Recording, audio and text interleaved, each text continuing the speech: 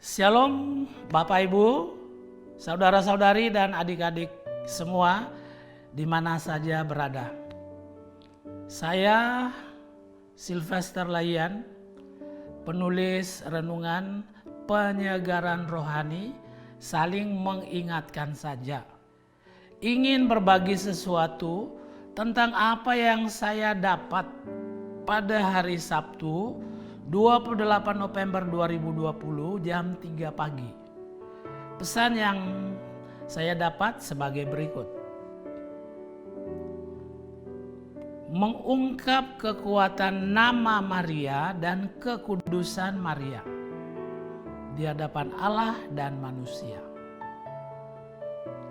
Pada hari Jumat malam tanggal 27 November 2020, saya sedang mempersiapkan renungan penyegaran rohani, saling mengingatkan saja untuk hari Selasa 8 Desember 2020. Sekitar jam 11 malam saya merasa tidak ada inspirasi untuk menulis.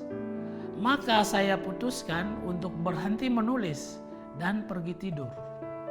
Materi yang saya harus tulis adalah Lukas 1 ayat 26 sampai 38. Rencananya jam setengah 12 malam bangun untuk melanjutkan menulis renungan.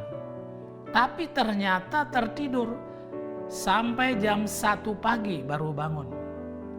Karena sudah jam 1 pagi, maka saya putuskan untuk melanjutkan tidur sampai jam setengah 5 pagi.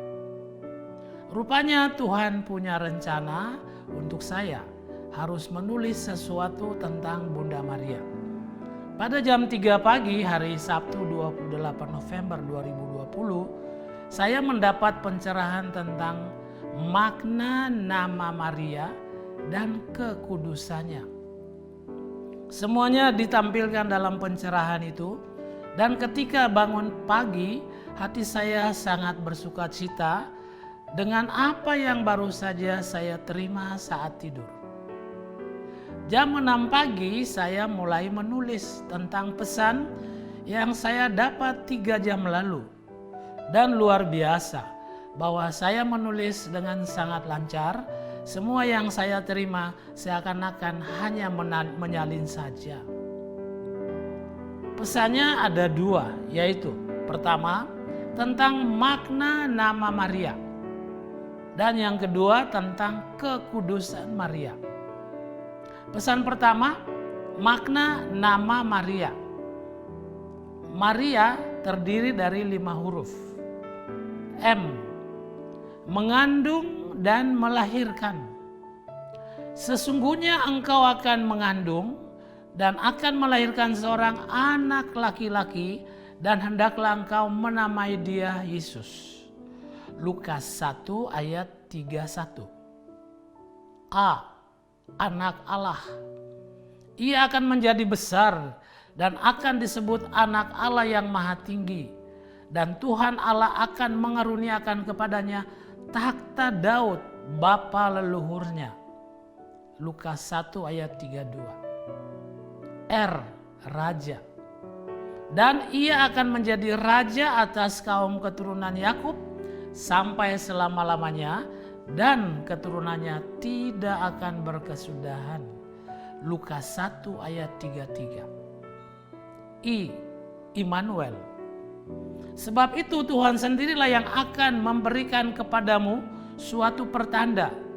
Sesungguhnya seorang perempuan muda akan mengandung dan akan melahirkan seorang anak laki-laki, dan ia akan menamakan dia Immanuel.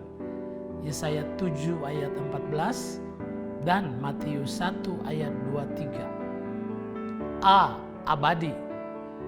Dan ia akan menjadi raja atas kaum keturunan Yakub sampai selama-lamanya, dan kerajaannya tidak akan berkesudahan. Lukas 1 ayat 33. Pesan kedua tentang kekudusan Maria. Kekudusan Maria adalah rahmat Tuhan yang menguasai seluruh kehidupannya. Pikiran manusia tidak dapat mengerti kasih Allah Tritunggal yang begitu istimewa kepada Maria. Manusia boleh saja tidak percaya, boleh tidak mengakui, boleh apa saja, tetapi kekudusan Maria tidak tergantung kepada cara pandang dan logika manusia yang sangat terbatas. Ini suatu misteri Allah yang hanya bisa diterima dengan iman dan bukan akal sehat manusia. Mari kita ikuti pesan berikut ini tentang kekudusan Maria oleh Allah Tritunggal Maha Kudus. Kasih Allah Bapa kepada Maria. Lukas 1 ayat 28. Ketika malaikat itu masuk ke rumah Maria, ia berkata, "Salam hai engkau yang dikaruniai, Tuhan menyertai engkau." Ayat 29, Maria terkejut mendengar perkataan itu, lalu bertanya dalam hatinya, apakah arti salam itu? Ayat 30, kata malaikat itu kepadanya, "Jangan takut hai Maria, sebab engkau beroleh kasih karunia di hadapan Allah.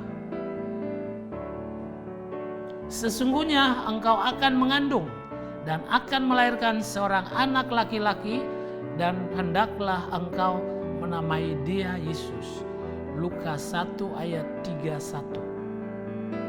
Pesan malaikat Gabriel ini sangat jelas menunjukkan kasih Allah Bapa yang luar biasa dan sangat istimewa kepada Maria yang mengandung tanpa suami. Ini hanya karena kasih karunia Allah Bapa kepada orang yang berkenan kepadanya, dan orang itu adalah Maria. Kasih Allah Putra kepada Maria. Lukas 1 ayat 31. Sesungguhnya engkau akan mengandung dan akan melahirkan seorang anak laki-laki, dan hendaklah engkau menamai dia Yesus. Yesus adalah Allah Putra yang bersedia selama 9 bulan tinggal di dalam kandungan Maria. Karena ketaatannya kepada Bapanya di sorga, dan karena kasihnya yang luar biasa dan istimewa kepada Maria, ibunya di bumi. Kasih Allah Roh Kudus kepada Maria.